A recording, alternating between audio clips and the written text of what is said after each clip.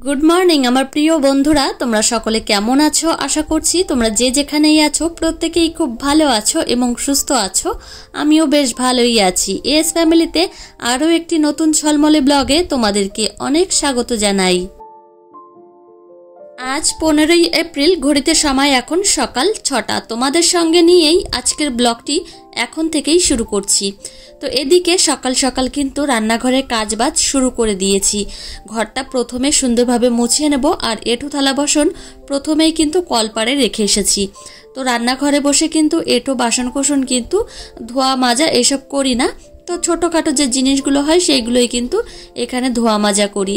তো যাই হোক, এদিকে কিন্তু মোছা হয়ে গেছে। এখন কিন্তু এই পাশে মিক্সার মেশিন যেখানটা থাকে সেখানে একটু মুছে পরিষ্কার পরিচ্ছন্ন করে নেব।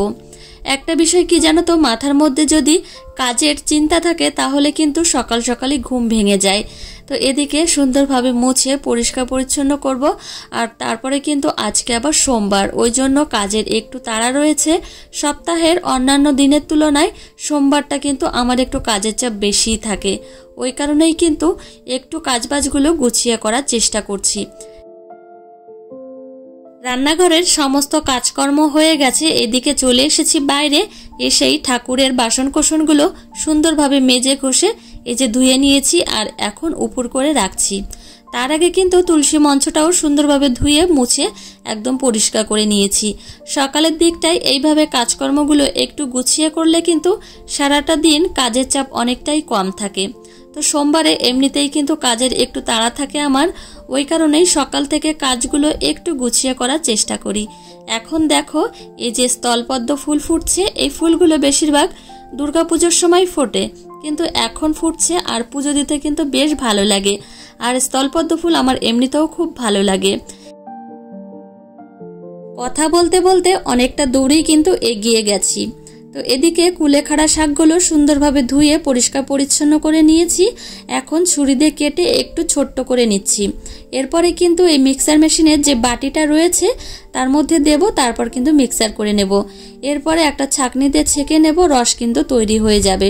তো এইভাবে কিন্তু প্রত্যেক দিন খাচ্ছি। সত্যি কথা বলতে খুব উপকার পাচ্ছি। কিন্তু আগের যে সমস্যাগুলো ছিল, একটু মাথা ঘোরাতো, একটুতেই কাজকর্ম করলে ঝিমিয়ে পড়তাম, এখন কিন্তু অনেকটাই কিন্তু উপকার হয়েছে। তো বুঝতে পারছি। তো এদিকে কিন্তু আমি এখন বাসি পেটে খেয়ে নেব। কুলেখাড়া শাকের রস কিন্তু তেতো না, কিন্তু কেমন একটা গন্ধ, খেতে বেশ খারাপই লাগে। কিন্তু এই যে নাক বন্ধ করে একদম নিঃশ্বাস বন্ধ করে কিন্তু খেয়ে নিই। হাতে একটু জল নিয়ে নিই, যে সঙ্গে সঙ্গেই রসটা খেয়ে জল খেয়ে নেব। তো এইভাবে কিন্তু প্রত্যেক দিন খেয়ে নিই। তো যাই হোক, ভালো জিনিস কিন্তু একটু খারাপই লাগে খেতে, কিন্তু খাওয়ার পরে কিন্তু শরীরে অনেকটা উপকার পাওয়া যায়। আজকে যেহেতু সোমবার, সকালের দিকটা আমি খাওয়া দাওয়া করি না, পুজো করেই খাই। ওই কারণেই ভাবলাম যে নিরামিষ আজকে রান্না করব না, আজকে বেগুন ভেজে দেব। তো এদিকে দেখো, এই বেগুনটা ভাজবো। আর কালো বেগুন ভাজা খেতে কিন্তু বেশ ভালো লাগে। তো এই যে ছোট্ট ছোট্ট টুকরো টুকরো করে নিচ্ছি। এরপরেই কিন্তু বেগুনটা আর একবার ধুয়ে নেব। এখন কিন্তু প্রচণ্ডই গরম পড়ছে। গরমের কথা আর কি আর বলবো, একটু কাজকর্ম করলেই কিন্তু হাঁপিয়ে উঠতে হয়। তো যাই হোক, রান্নাবান্নাটা এখন শুরু করে দেব। আর রান্না করতে আসলে তো আরও বেশি গরম লাগে। যতই গরম লাগুক, রান্নাবান্না তো করতেই হবে খেতে গেলে। তো এদিকে কিন্তু বেগুন ভাজা হয়েই গেছে, সেই সঙ্গে রুটি বানাচ্ছি। রুটিও তেমন একটা বেশি বানাতে হবে না, আমি যেহেতু খাবো না সকালবেলাটা। আর শ্বশুরমশাই, শাশুড়ি মা, তোমাদের দাদাভাই আর দেওর, এদের জন্যই রুটি বানাচ্ছি। আর এই যে দেখো, সব রান্নাবান্না কমপ্লিট হয়ে গেছে। স্নান করে রেডি হয়ে চলে এসেছি ঠাকুর পুজো করতে। সত্যি কথা বলতে, যেদিনকে বাড়িতে পুজো আশ্রা থাকে সেদিন কিন্তু কাজের চাপটা দ্বিগুণ হয়ে যায়। তো এদিকে সকালে কিন্তু পুজো, স্নান, সেই সঙ্গে রান্নাটা হয়ে গেলে মনে হয় সংসারের অর্ধেকটা কাজই নেই। তো এদিকে মিষ্টি আমি সুন্দরভাবে সাজিয়ে দিচ্ছি। নতুন বছরে ঠাকুরকে নতুন একটা ফল দিলাম, সেটা হলো পাকা আম।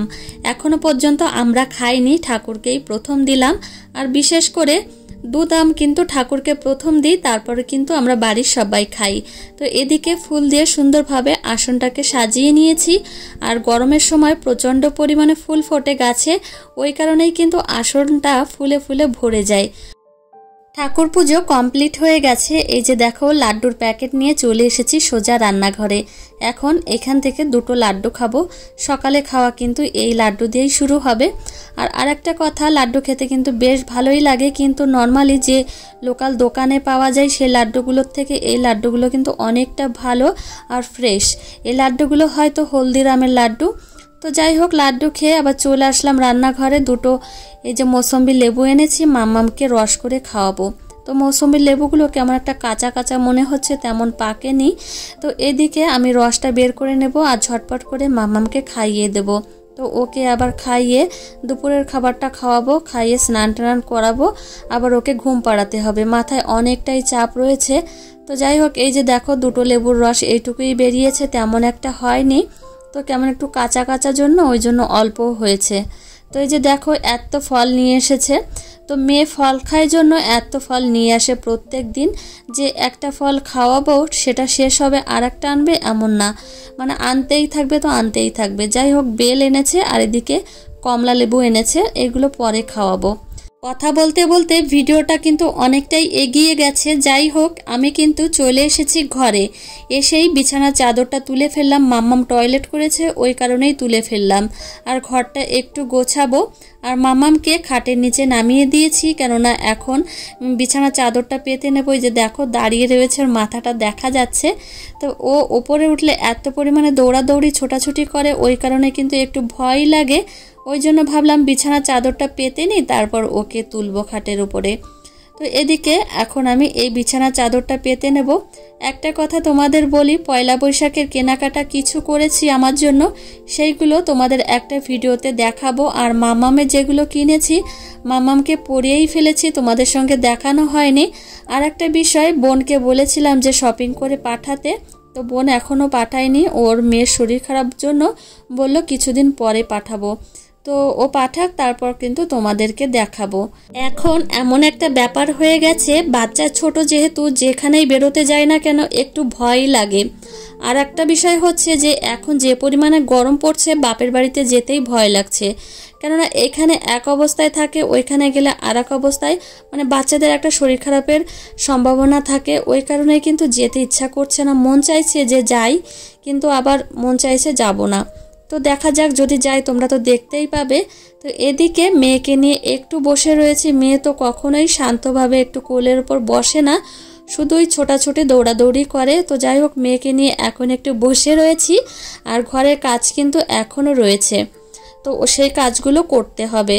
তো বিছানা এখনও সুন্দরভাবে চারিদিকটা সেট করিনি, বিছানাটাও চারিদিকটা গুজে একদম সেট করতে হবে। আর এইদিকে দেখো বিছানাটা সুন্দরভাবে গুছিয়ে এই যে পরিপাটি করে নিয়েছি।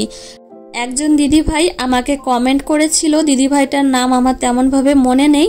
তো দিদিভাইটা কমেন্ট করেছিল এইভাবে যে মাম্মামকে স্নানের আগে আমি খাইয়ে দিই কেন, বাচ্চাদের তো সবসময় স্নানের পরেই খাওয়াই। আসল কথা কি জানো তো, মাম্মামকে আমি যে স্নানের আগে যে খাবারটা খাওয়াই সেটা হলো আপেল সিদ্ধ আর ডিম সিদ্ধ। ওটা দুপুরের খাবার না, ওটা দুপুরের আগের খাবার। মাম্মাম যেহেতু একটু আগে আগে ঘুমিয়ে পড়ে, ওই কারণেই কিন্তু ওই খাবারটা খাইয়ে একবারে স্নান করে ঘুম পাড়িয়ে দিই। তো ও যদি ঘুমিয়ে যায় তাহলে কিন্তু 2 ঘন্টা বা 2.5 ঘন্টা ও সময় নেয় ঘুমানোর। ওই কারণেই কিন্তু ওকে স্নান করেই ঘুম পাড়িয়ে দিই। আর ও কিন্তু ঘুম থেকে উঠেই দুপুরের খাবারটা খায়, যে মাছ ভাত যাই হোক না কেন সেই খাবারটা কিন্তু খায়। আর স্নানের আগে যে খাবারটা খায় সেটা কিন্তু একদমই হালকা খাবার, ডিম সিদ্ধ আর আপেল সিদ্ধ। তো এদিকে দেখো মাম্মামকে একটু তাড়া দিয়েছে, মাম্মাম এই যে চোখ বন্ধ করে শুয়ে পড়েছে। এখন কিন্তু একটু তাড়া দিলে কিন্তু এইভাবে চোখ বন্ধ করে থাকে। তো এদিকে দেখো টেবিলটা এখন সুন্দরভাবে পরিষ্কার পরিচ্ছন্ন করে নিলাম। আর এখন এই যে ফলগুলো নিয়ে এসেছে, এখানে ঝুড়িতে রেখে দেব। সত্যি কথা বলতে মাম্মাম এখন ফল খাওয়া শিখেছে। আর তোমাদের দাদা ভাই ফল শেষ হতে না হতেই নিয়ে আসে। তো একটা ফল শেষ হবে তারপর তো আনবে, এমন কোনো কথা নেই, আনতেই থাকবে।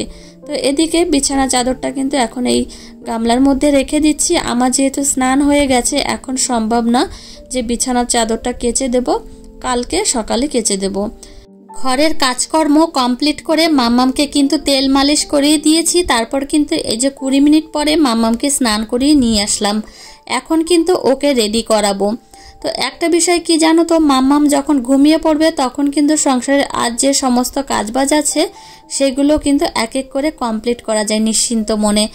তো আমাদের মতো ঘরের গৃহবধূদের কিন্তু এইভাবে সন্তান, স্বামী, সেই সঙ্গে শ্বশুর শাশুড়িদের কর্তব্য করতে করতে এমন একটা সময় আসে যে আমাদের দেওয়ালে পিঠ ঠেকে যায়। তো এইভাবে কিন্তু চলতে চলতে আমাদের দিকে কিন্তু নজর থাকে না, আমরা কিন্তু নিজেদের দিকে খেয়াল রাখতে একদমই ভুলে যাই। একজন দিদিভাই আমাকে একটা কমেন্ট করেছিল, সেই কমেন্টটা হচ্ছে, আমাদের মতো কাজবাজ থাকলে আর যত্ন আসতো না। হয়তো আমার মেয়ের ক্ষেত্রেই কথাটা বলেছে, আমার মেয়েকে অনেকটা যত্ন করে থাকি, হয়তো সংসারে কাজ ফেলে যত্ন করে থাকি, সেটাই হয়তো ভেবেছে। আসল কথা কি জানো তো, আমাদের মতো প্রত্যেকটা ঘরের গৃহবধূই কিন্তু সংসারে কাজকর্ম কিন্তু একদম পরিশ্রম করেই করে। সে যে কাজই হোক না কেন, হয়তো কোনো পরিবারের কাজকর্মের ধরন একটু আলাদা, আমার পরিবারের কাজকর্মের ধরন কিন্তু এরকমই। এই না যে সংসারে কাজ ফেলে আমি মেয়েকেই শুধু যত্ন করি। তো এই হচ্ছে ব্যাপার। আর একটা বিষয় কি, অনেক পরিবারে কাজের ধরন অনেক রকম, অনেক পরিবারে আছে যে চাষবাস করে, অনেক পরিশ্রম করতে হয়, কিন্তু আমরাও কিন্তু পরিশ্রমই করি। তো মেয়েকে যত্ন করি, আমি তো মা, আমার কর্তব্য যে আমার মেয়েকে সুন্দরভাবে লালন পালন করব, সেই সঙ্গে যত্নও করব। তো বন্ধুরা, আমি যদি কোনো ভুল ত্রুটি কথা বলে থাকি তাহলে কিন্তু অবশ্যই আমাকে ক্ষমা করে দিও। তো এখন ঘড়িতে সময় সন্ধ্যা 6:30। এদিকে চলে এসেছি রান্নাঘরে, সবার জন্য কিন্তু কফি বানিয়ে নিয়েছি, আর সেই সঙ্গে কিন্তু একটু পিঠেও বানাচ্ছি। তো অনেক দিন ধরেই ইচ্ছা করছিল একটু মালপোয়া খাবো। তো এই যে দেখো আমি তৈরি করছি, বিশেষ করে আমার শাশুড়িমাই কিন্তু এই পিঠাটা তৈরি করে। তো শাশুড়িমার কাছ থেকেই শুনেই কিন্তু আমি করার চেষ্টা করেছি। তেমন একটা ভালো হয়নি, কিন্তু ওই শিখেছি। আস্তে আস্তে তো আমাকে সব কিছু শিখতে হবে, ওই কারণে চেষ্টা করেছি মাত্র। যে কোনো কাজ কিন্তু মনের মধ্যে একটা শেখার আগ্রহ থাকলে কিন্তু কাজটা শেখা যায়। তো যাই হোক, পিঠেগুলো কিন্তু বেশ ভালোই হচ্ছিল, তেমন একটা খারাপ হচ্ছিল না। তো এখন ঝটপট করে পিঠেগুলো একদম বানিয়ে কমপ্লিট করব। সত্যি কথা প্রচণ্ড গরম এখানে। তো যাই হোক আমার প্রিয় বন্ধুরা, আজকের ব্লগটি এখানেই শেষ করছি। তোমাদের কেমন লেগেছে অবশ্যই জানিও, ভালো লাগলে একটা লাইক করো। আর দেখা হবে কিন্তু নেক্সট ব্লগে। ততক্ষণে তোমরা সুস্থ থেকো, সাবধানে থেকো। টাটা বন্ধুরা।